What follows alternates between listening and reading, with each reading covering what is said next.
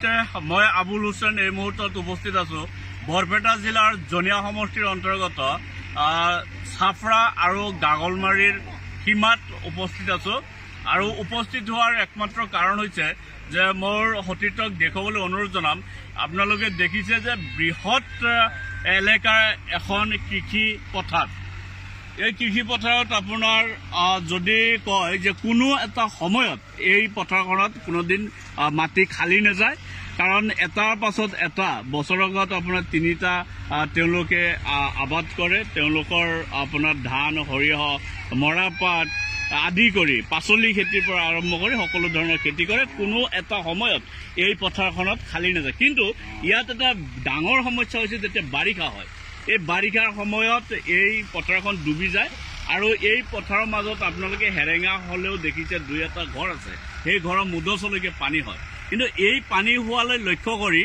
এই অঞ্চলৰ যিসকল সচেতন লোক আছে তেওঁলোকে চৰকাৰৰ ওচৰত আবেদন কৰিছিলে ইয়াত এটা সুইচ গেট দিয়াৰ কথা তেওঁলোকে আবেদন কৰিছিলে আৰু এই সুইচ গেটটো চেংচন হৈছে কিন্তু ইয়াতে লাগিছে কেনা লাগিছে মানে আমি সৰুৰ পৰা শুনি আহিছো আপোনালোকে শুনি আহিছে ৰাইজে নখ জোকাৰিলে নৈ বয় কিন্তু ইয়াৰে এটা পৰিয়ালৰ দুটা সদস্য তেওঁলোকে কৈছে নাই ৰাইজে নখ জোকাৰিলে নৈ বয় সেইটো অতীত হল আমি ৰাইজে নখ জোকাৰিলে নৈ বয় সেইটো হ'বলৈ নিদিওঁ ৰাইজে নখ জোকাৰিলে তাত আমি শুকান কৰিম কাৰণ চাউল খোৱা নদী আৰু এই চাউল খোৱা নদীৰ পৰা যদি দৰকাৰ হয় সুইচ খুলি দি পানী তেওঁলোকে ভৰাই ল'ব আৰু যদি দৰকাৰ নহয় পানী তেওঁলোকে উলিয়াই দিব তাৰ কাৰণে ইয়াত এটা সুইচ গেটৰ কথা তেওঁলোকে চিন্তা কৰিছিলে আৰু ৰাইজে এই গাঁওখনৰ যিমান ৰাইজ আছে সৰ্বস্তৰৰ ৰাইজে সৰ্বসন্মতিক্ৰমে ইয়াৰ বিভাগীয় কৰ্তৃপক্ষই আহি এই জেগাডোখৰ তেওঁলোকে পছন্দ কৰে আৰু এই জেগাডোখৰ তেওঁলোকে নিৰ্বাচিত কৰে কিন্তু এজন মানুহে ৰাইজে উত্থাপন কৰা মতে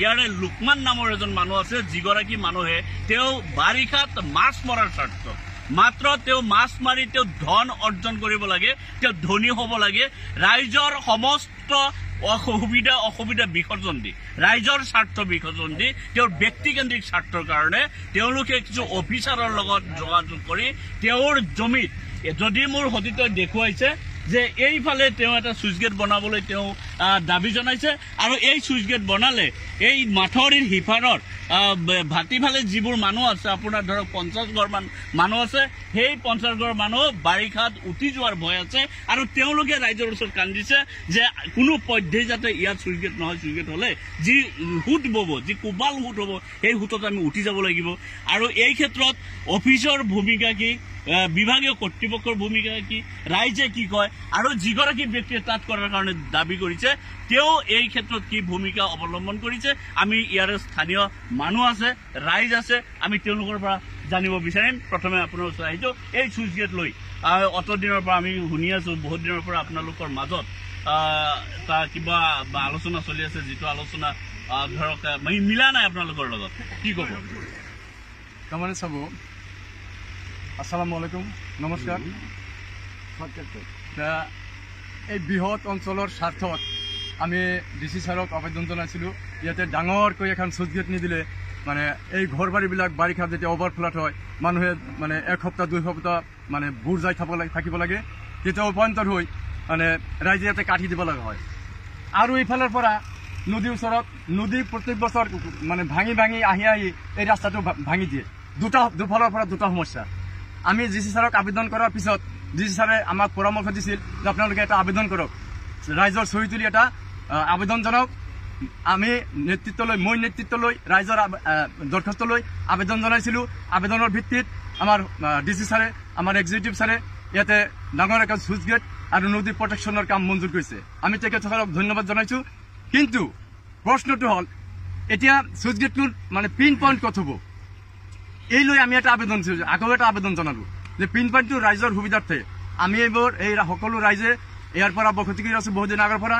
কোনফালেদি পানীৰ গতিবিধি হৈ থাকে আমি গম পাওঁ গতিকে আমি এইবোৰ কথা জনাই আমাৰ এক্সিকিউটিভ ইঞ্জিনিয়াৰ ছাৰক আবেদন জনাইছোঁ আমি জনাইছোঁ যে এইফালে ৰিভাৰ ছাইডত সুইচ গেটখন হ'ব লাগে এইকাৰণে হ'ব লাগে মানে সেই ছাইডে দিলে নামনিত বহু মানে বসতি আছে আৰু মানুহৰ খেতি বাতি ভূমি আছে গতিকে সেইবোৰ ধ্বংস হৈ যাব গতিকে তাত সেইফালে নিদিলে কাৰণে ইয়াত নিদিলে ৰাইজৰ উপকাৰ নহয় বৰং ক্ষতি হ'ব গতিকে ইফালে দিলে মানে এতিয়া অফিচৰ পৰা কি কয় এতিয়া অফিচৰ পৰা ইয়াতে আহি আমাৰ সন্মানীয় বিধায়ক ছাৰৰ উপস্থিতিত সকলো ৰাইজৰ 4-5শ ৰাইজৰ মতামত সাপেক্ষে এই ঠাইখিনি মানে ছেটেল কৰি গ'ল এক মাহ আগতে এই ঠাইখিনি ছেটেল কৰি গ'ল। ছেটেল কৰাৰ পিছত আমাৰ দুৰ্নীতিপৰায়ণ আমাৰ ইয়াতে এজন লোকমান নামৰ ব্যক্তি আছে। তেওঁৰ ব্যক্তিগত স্বাৰ্থ ৰক্ষাৰ কাৰণে তেওঁৰ লগত কিমান মানুহ আছে তেওঁৰ লগত একজন পাব্লিকো নাই, নট এ ছিংগল পাৰ্চন। গতিকে সকলো ৰাইজ তেওঁৰ বিপক্ষে। আমিতো জানিছিলো আপোনালোকে সুধিছিলে যে ৰাইজে নজোখৰে নৈব, যদি ৰাইজ আপোনালোকে ইয়াত বনোৱাৰ স্বাৰ্থত আছে বা ইয়াত বনোৱাৰ লগত আছে, তেওঁৰ কথাত কিয় হেৰি হয়? এতিয়া আমি এইটো কথাটো মানে প্ৰশ্ন আমাৰ এইটোৱে প্ৰশ্ন। এতিয়া আমাৰ এক্সিকিউটিভ ইঞ্জিনিয়াৰ ছাৰে MLA ছাৰৰ উপস্থিতিত সৰ্বসন্মতি ৰাইজৰ মতামত সাপেক্ষে এই ঠাইখিনিত পিন পইণ্ট ছেটেল কৰি দিছে এক মাহ আগতে। তাৰ পিছদিনা মই অফিচলৈ গৈছিলোঁ। এই লোকমান নামৰ মানুহজন এক্সিকিউটিভ ইঞ্জিনিয়াৰ ছাৰক লগ ধৰিছে মোৰ উপস্থিতিত। লগ ধৰাৰ পিছত এক্সিকিউটিভ ইঞ্জিনিয়াৰ ছাৰৰ মানে মত সলনি হৈ গ'ল। নমস্কাৰ, PI ইয়াত তেওঁ জনাইছে যে গোটেই গাঁওখনৰ 500 মানৰ মানুহ ইয়াত যিমান মানে ইয়াত বসবাস কৰা সৰ্বস্তৰৰ ৰাইজে এই জেগাডোখৰত চুইচ গেটটো বিচাৰিছে, কিন্তু একমাত্ৰ মানুহ লোকমানে ইঞ্জিনিয়াৰৰ লগত বহাৰ পাছত আৰু ইঞ্জিনিয়াৰৰ ইয়াত আহি পিন পইণ্ট এইটোৱে নিৰ্বাচন কৰিছিলে। আৰু তাৰপিছত তেওঁ বহাৰ লগে লগে মাত্ৰ এজন মানুহ বহাৰ লগে লগে কি কাৰণত অইন জেগাত নিবলৈ তৎপৰ হৈছে এইটো এটা কুৱেশ্যন। গতিকে মানুহ আছে, আমি জানিব লাগিব কি কৰো। এই কথাটোৰ মোৰ অৱশ্যে বিৰাট দুখ লাগিছে যে বিধায়ক ছাৰ যদি আমাৰ সমষ্টিৰ ৰজা হয়, বিধায়ক ছাৰৰ তত্বাৱধানত আমাৰ সমষ্টি চলে আৰু তেখেতৰ ওপৰত আমাৰ 100% মানুহৰ বিশ্বাসো আছে। আৰু সেইকাৰণে বিধায়ক ছাৰে য'ত বস্তুটো পিন আপ কৰি দিছে, ছেটেল কৰি দিছে, য'ত ৰিজল্ট লৈছে, সেই বস্তুটো পাব্লিকেও সম্পূৰ্ণৰূপে মতামত দিছে। সেই জেগাখিনি আজি নহয়, লোকমানৰ যিটো পজিশ্যন তাতে দিয়াৰ কাৰণে যে একজন মানুহৰ ওপৰত মাছ মৰাৰ কিবা কথা ওলাইছিল। য়েছ, মাছ মাৰে মানে তাতে এটা সৰু চুইচ গেট আছে, তাৰে পৰা প্ৰত্যেক বছৰে লোকমানে 5-6 লাখ কোটি টকা মাছ মাৰি কামায়। আৰু এই বৃহৎ পৰিমাণৰ চুইচ গেটটো যদি লোকমানৰ ছাইডত হয়, তেতিয়াহ'লে লোকমানে 10-15 লাখ কোটি টকা কামাব পাৰিব, যাৰ কাৰণে সি 8-10 লাখ টকা এক্সপেঞ্চ কৰাৰ কাৰণে ৰেডি। ধন্যবাদ জ্ঞাপন কৰিছোঁ যে তেওঁ জনোৱা মতে যে বৃহত্তৰ অঞ্চলৰ ৰাইজে য'ত আমাৰ চুইচ গেটটো বনাব বিচাৰিছে ৰাইজৰ উপকাৰ হ'ব, কিন্তু লোকমান নামৰ মানুহজনে মাছ মৰাৰ ক্ষেত্ৰত সেই চুইচ গেট তাত বনালে উপকাৰ হ'ব কাৰণে লোকমানে লাগি আছে। লোকমানে 8-10 লাখ টকাৰ মাছ বিক্ৰী কৰিব পাৰিব বুলি তেওঁ জনাইছে। প্ৰাক্তন সভাপতি জনীয়া সমষ্টিৰ আব্দুৰ ৰহিম খান ডাঙৰীয়া আছে, তেখেতে নিৰপেক্ষভাৱে এই অঞ্চললৈ আহে, ৰাইজৰ লগত মতামত কৰিছে, তেওঁলোকে মত বিনিময় কৰিছে। আৰু তেওঁৰ পৰা আমি জানিব বিচাৰিম যে নিৰপেক্ষভাৱে আচলতে চুইচ গেটটো ক'ত হ'লে ভাল হয়, আপুনি নিৰপেক্ষভাৱে কওক। নাই, তাৰমানে কথা হ'ল আমি ধৰক ছাত্ৰাগাঁৱৰে ছাত্ৰাগাঁৱৰ বাসিন্দা হয়। তো এতিয়া কথা হ'ল মই যিদিনা MLA ছাৰ আহিছিল সিদিনা মই MLA ছাৰৰ লগতে আছিলোঁ। MLA ছাৰে গোটেই ৰাইজখিনি মাতি চবকে কৈছে যে আপোনালোকে কওক কাৰ কি অসুবিধা। চবেই কৈছে এটাই কথা যে সিফালে চুইচ গেট দিলে আমাৰ 20-50 ঘৰ মানুহ প্লাছ 50 বিঘা মাটি এনেই দংগ হৈ যাব। তাতে থাকে আমাৰ গৰীব মানুহ, যিবিলাক মানে একদম মানে দৰিদ্ৰ সীমাৰেখাৰ তলত বসবাস কৰা মানুহ। তো আমি এটা কথা আমি লোকমানকো কৈছোঁ, সেই মানুহকো কৈছোঁ যে আমি এটা কথা আপোনালোকে ভাবক যে আপুনি ইয়াতে চুইচ গেট হ'ল আপোনাৰ লাভ হ'ব, এই মানুহৰ ক্ষতিটো কাই দিব, এইটো কিন্তু আপুনিও কিন্তু আল্লাহৰ ওচৰত ঋণী হ'ব লাগিব। এইখিনি কথা মই কৈছোঁ। তো এই অসামাজিক কাম আপুনি কেতিয়াও লিপ্ত নহ'ব। কিন্তু সেই মানুহটোৰ টকা আছে অলপ, তাৰমানে টকাৰ জোৰত সি এনেকুৱা কাম কৰি আছে। আৰু মোৰ বেয়া লাগিছে যে আমাৰ প্ৰশাসনীয় যিবিলাক বিভাগ আছে সিহঁতে আমাৰ ইমান ৰাইজ, এই ৰাইজৰ কথা নুশুনি সিহঁতে সাধাৰণ এটা লোকমান নামৰ মানুহ আৰু তাৰ ল'ৰা এই দুটাই কৈ আছে ইফালে দিব লাগে।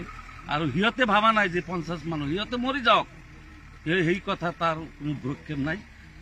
সিহঁতৰ মূৰতে তাতে দিব লাগে আৰু গোটেই ৰাইজে মিলি ইয়াতে হৈছে। তবে এটা কথা মই ক'ব পাৰোঁ, ৰাইজৰ যিটো আৱেগ অনুভূতিৰ সৃষ্টি হৈছে, যদি তাতে জোৰ জবস্তি কৰে যে মানুহ কিন্তু ইয়াতে মৰি যাব, কিছুমান মানুহ মোৰ এইটো এটা মানে আইডিয়া মই তাৰমানে আপুনি ক'ব পাৰিছে যে ভয়ংকৰ সংঘৰ্ষ ভয়ংকৰ সংগঠন হ'ব আৰু ইয়াৰ কাৰণে দায়ী হ'ব আমাৰ প্ৰশাসন বিভাগ, আমাৰ এই ইঞ্জিনিয়াৰ বিভাগ। নাই এতিয়া এটা কুচন বুজি পোৱা নাই যে এটা মানুহৰ লগত প্ৰশাসন আছে নে ৰাইজৰ লগত আছে। নাই সেইটোতো আমি বুজি পোৱা নাই যে এটা মানুহৰ লগত প্ৰশাসন আছে না গোটেই ৰাইজৰ লগত আছে, সেইখিনি আমিও বুজি পোৱা নাই। এটা মানুহৰ কথা শুনি শুনি কিয় ইমান ঘূৰি আছে, আমাৰ লাজ লগা হৈছে, আমি লাজ পাই আছো। আমাৰ এগৰাকী প্ৰাক্তন প্ৰতিনিধি হিচাপে আৰু য'ত বিধায়ক জনীয়া সমষ্টিৰ বিধায়ক ডক্টৰ হাফিজ ৰফিকুল ইছলাম ডাঙৰীয়াই ইয়াত আহি ৰাইজৰ মতামত লৈ এই জেগাটো পচন্দ কৰিছে বা নিৰ্বাচন কৰিছে। তাৰ পাছত প্ৰশাসনৰ কি হ'ল যে ৰাইজৰ কথা একাকাৰ কৰি বা একপক্ষীয় কৰি বা একচাইড কৰি এটা মানুহৰ লগত থকাৰ উদ্দেশ্য সেইটো আমি কি ক'ম আৰু মানে ফাৰ্ষ্ট টাইম যিদিনা MLA ছাৰে সেইদিনা চিফ ইঞ্জিনিয়াৰ আহিছিল আৰু জাগাখিনি লগে লগে চিলেকশ্যন কৰি দিছে। MLA কৈছে ঠিক আছে ইয়াতে ঘৰক আপোনালোকে চাওকচোন।